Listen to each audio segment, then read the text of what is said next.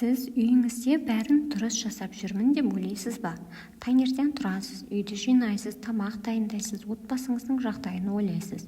Бір қарағанда бәрі дұрыс сияқты, бірақ 50 жастан асқан әйелдердің көбі байқамай жасайтын 7 қате бар. Ең қызығы, олардың кейбірі қате екенін біз тіпті ойламаймыз да. Мысалы, үйдегі барлық жұмысты жалғыз өзіңіз атқару жақсы әйел, жақсы ана екеніңіздің белгісі сияқты көрінуі мүмкін.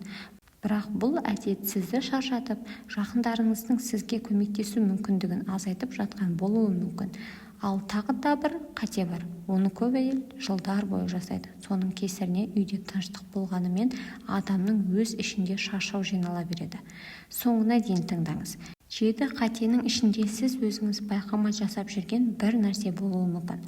Ал егер біздің арнамызға жаңадан келген болсаңыз, жазылып қойыңыз. Біздің осы айдағы мақсатымыз 1000 оқырманға бірге жету.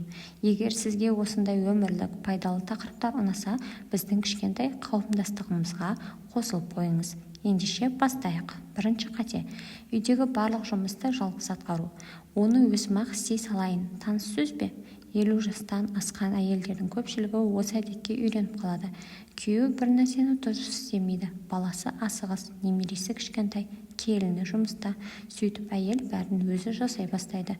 Үй жинау, тамақ жасау, кір жуу, ыдыс жуу, бәрінің жағдайын сұрау, біреуге дәрі алып беру, біреудің мәселесін шешу. Басында бұл қалыпты нәрсе сияқты көрінеді, бірақ уақыт өте келе бір нәрсе болады. Сіз шаршайсыз. Сосын шаршағаныңызды ешкім түсінбейді, өйткені сіз ешкімге көмектесуге мүмкіндік бермедіңіз. Өзім істеймін деп жүріп, айналаңыздағы адамдарды да жауапкершіліктен алыстатуыңыз мүмкін. Үй бір адамның емес, бүкіл отбасының ортақ кеңістігі.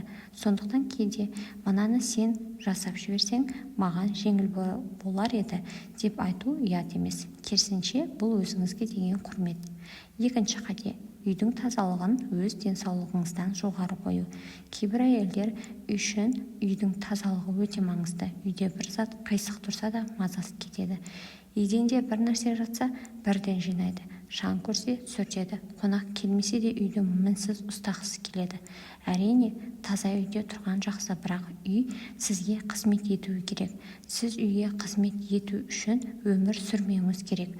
Егер бір күні шаршап тұрсаңыз, үйдегі барлық жұмысты кейінге қалдыруға болады.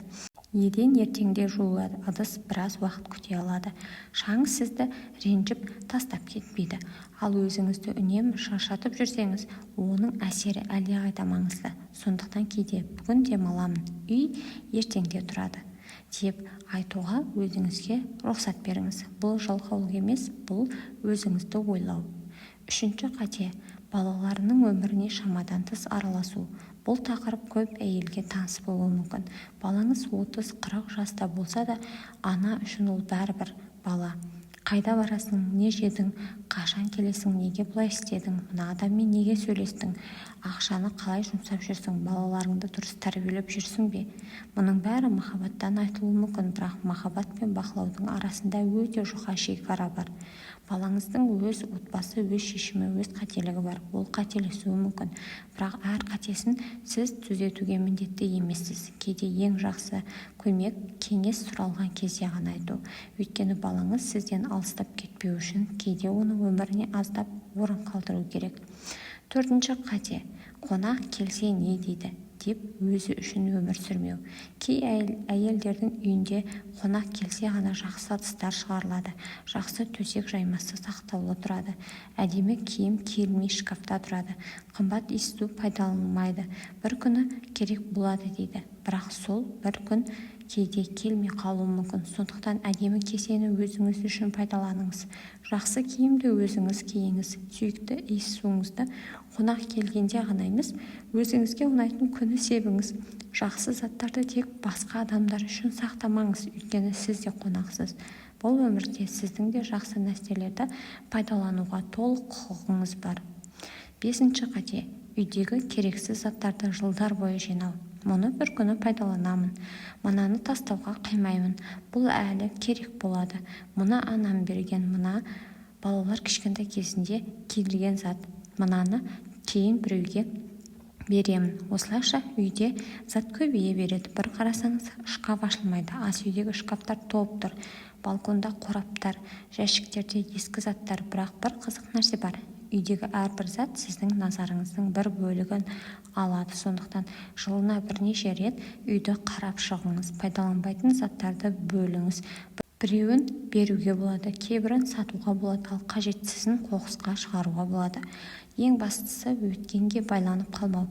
Өткенді естелік ретінде жүректе сақтауға болады. Ол үшін бүкіл шкафты сақтау міндетті емес. 6-шы қате, үйдегі барлық адамның көңіл күйіне жауапты болу. Бұл өте ауыр әдет.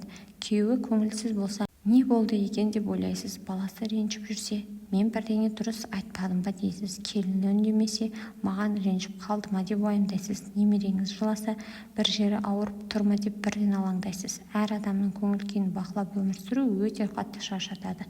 Сіз отбасыңызды жақсы көре аласыз, бірақ олардың барлық эмоциясын өз мойныңызға алудың қажеті жоқ. Кейде адам жай ғана шаршайды, кейде біреудің көңіл күйі сізге мүлдем байланысты емес. Сондықтан өзіңізге мына сұрақты қойып көріңіз. Бұл шынымен менің мәселем бе? Егер жауап жоқ болса, оны жүрегіңізге ауыр жүк қылып арқаламаңыз. 7-ші қате, өзіне уақыт бөлуді үнемі кейінге қалдыру. Мүмкін ең маңызды қате осы. Балаларымның шаурасы біткен соң демаламын. Үйді жинап болған соң өзіңе қараймын. Немерелер өсіп кетсін, ақша көбейсін, уақыт болса. Бірақ уақыттың ыңғайлы болып келетін кезін күте берсеңіз, өзіңізге арналған өмір кейінге шегеріле береді. 50 жастан асу өмірдің аяқталуы емес, керісінше көптеген әйел үшін бұл кезең өзіне қайта оралатын уақыт. Бала тәрбиесі біртіндеп артта қалады, үйдегі жауапкершіліктің бір бөлігі азаяды. Ал енді өзіңізге мен не қалаймын деген сұрақ қоюға болады. Кітап оқығыңыз келе ме? Жаңа нәрсе үйренгіңіз келе ме? Саяхаттағыңыз келе ме? Құрбыларыңызбен кездескіңіз келе ме? Спортпен айналысқыңыз келе ме? Әлде жай ғана таңертең асықпай шай ішкіңіз келе ме? Мұның бәрі маңызды, өйткені әйелдің өмірі тек отбасы үшін ғана арналмаған. Сіздің де арманыңыз, өз қызығушылығыңыз, өз уақытыңыз болу керек. Сонымен 50 жастан асқан әйелдердің үйде жиі жасайтын 7 қатесін қайталайық. Біріншісі, барлық жұмысты жалғыз атқару. Екіншісі, үйдің тазалығын өз денсаулықтан жоғары қою. Үшіншісі, ересек балалардың өміріне шамадан тыс араласу. Төртіншісі, қонақ келеді деп жақсы нәрселерді өзіне қимай сақтау. Бесіншісі, қажетсіз заттарды жылдар бойы жинау. Алтыншысы, отбасының барлық көңіл күйін өз мойнына алу. Жетіншісі, өзін үнемі соңғы орынға қою. Бірақ осының бәрінен бір ортақ нәрсені көруге болады. Өзіңізді ұмытпау керек. Сіз жылдар бойы отбасыңызға қамқор болдыңыз, балаларыңызды өсірдіңіз, үйіңізді ұстадыңыз, қиындықтарға төтеп бердіңіз. Енді өзіңізге де қамқорлық жасауға болады. Өзіңізді бірінші орынға қою эгоизм емес, өз денсаулығыңызды ойлау эгоизм емес, демалу жалқаулық емес. Балаларыңыздың өміріне араласпау, оларды жақсы көрмейсіз деген сөз емес. Керісінше кейде адамды шын жақсы көру, оған өз өмірін өзі сүруге мүмкіндік беру. Ал енді сізге бір сұрақ. Осы 7 қатенің қайсысын өзіңізде жасап жүрмін деп ойлайсыз? Пікірге тек нөмірін жазып кетсеңіз болады. Мысалы, 4 деп жазсаңыз да болады. Сіздің бір ауыз пікіріңіз басқа әйелге де ой салуы мүмкін. Ал егер видео сізге пайдалы болса, лайк басып, арнаға жазылып қойыңыз. Біздің осы айдағы мақсатымыз 1000 оқырманға бірге жету. Мүмкін дәл сіздің жазылғаныңыз осы мақсатқа бізді бір қадам жақындатар. Ең бастысы, жасымыз қаншада болса да, өз өмірімізді кейінге қалдырмайық. Үй таза болуы мүмкін, балаларымыз аман болуы мүмкін, отбасымыз жақсы болуы мүмкін, бірақ осының арасында өзімізде бақытты болуды ұмытпайық. Келесі видеода кездескенше өзіңізге қамқор болыңыз.